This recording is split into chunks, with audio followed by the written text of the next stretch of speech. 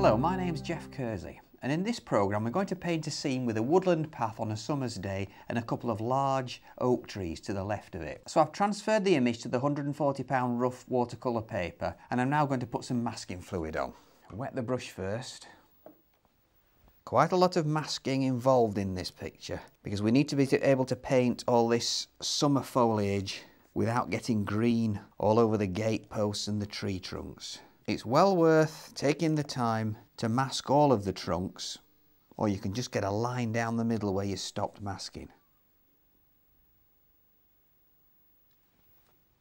Now for this next bit of masking fluid, I'm just going to take a brush of clean water and dampen the background so that instead of a hard line here between the trees, I'll get a soft feathery edge.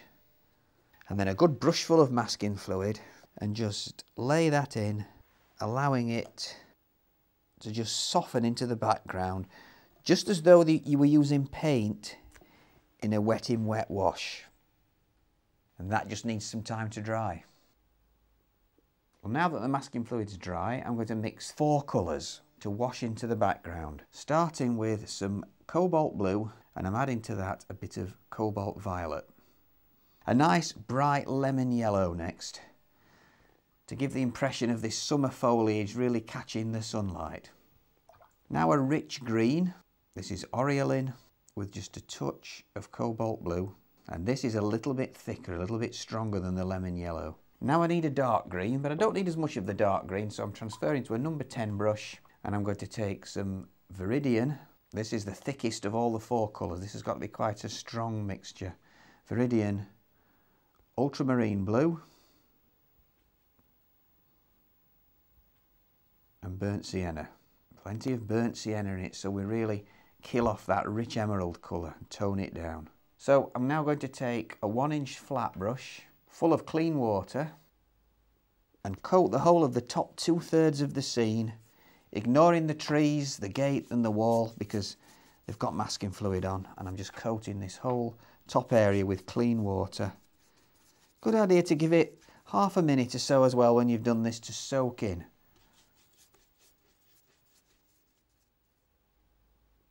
Straight away then, a number 16 brush. Make sure I get rid of the green from it. And we've got that cobalt blue and cobalt violet. Just laying this in the top right hand side and across here behind the trees. I'm going to add a touch more violet to it. Give me slightly more warmth in that colour with that bit of violet.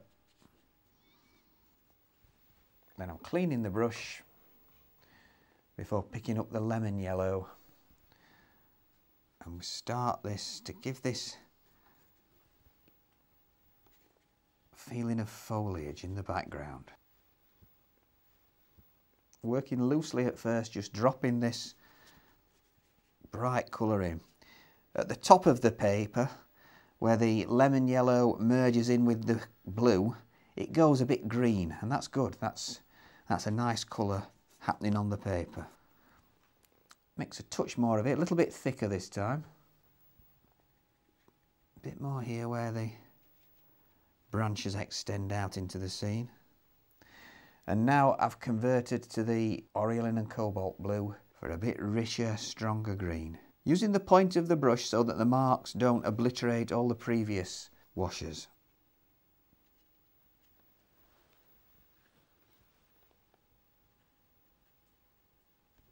Bringing it again behind the gate and the wall,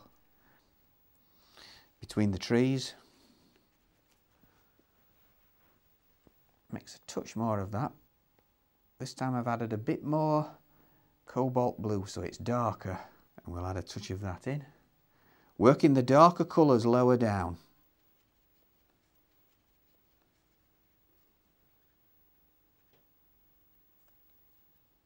Straight away before it dries, I've got this brush full of dark green, and that's nearer the base, particularly on the left hand side of the tree trunk where the light is, so that I've got a good contrast. work it in along the bottom here. Again, plenty of it to contrast with the left-hand side of the tree. You can see how important it is to work rapidly because I'm getting really nice shapes that suggest foliage. So that needs a little time to dry. So now that that's dry, I'm going to start removing some masking fluid from the trees and the background.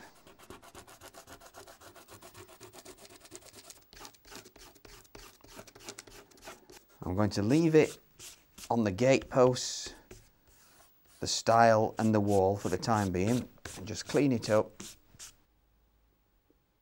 So with this number 10 brush and the lemon yellow, I'm going to touch it into this area where the ground meets the background, working between the trees. That's a really nice bright colour, but I think to emphasise this contrast of light against dark, I'm going to take a bit more of the dark green and float that in one or two places to really get that soft shape and emphasise the light against dark. And between the gates as well to really give me a good contrast for later on. And then get a bit of neat lemon yellow just to emphasise that contrast of light against dark. Remember, this neat lemon yellow is an opaque colour, so you can use it against the dark. Okay, continuing now with the mixture of Oriolin and cobalt blue, that nice green, softening it into the previous colour, and a bit of raw sienna and burnt sienna. Give us a bit of variation now as we come down to the ground.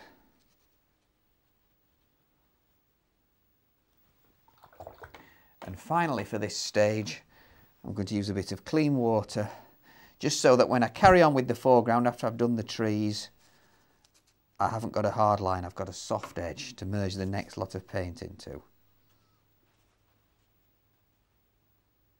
And that just needs some time to dry.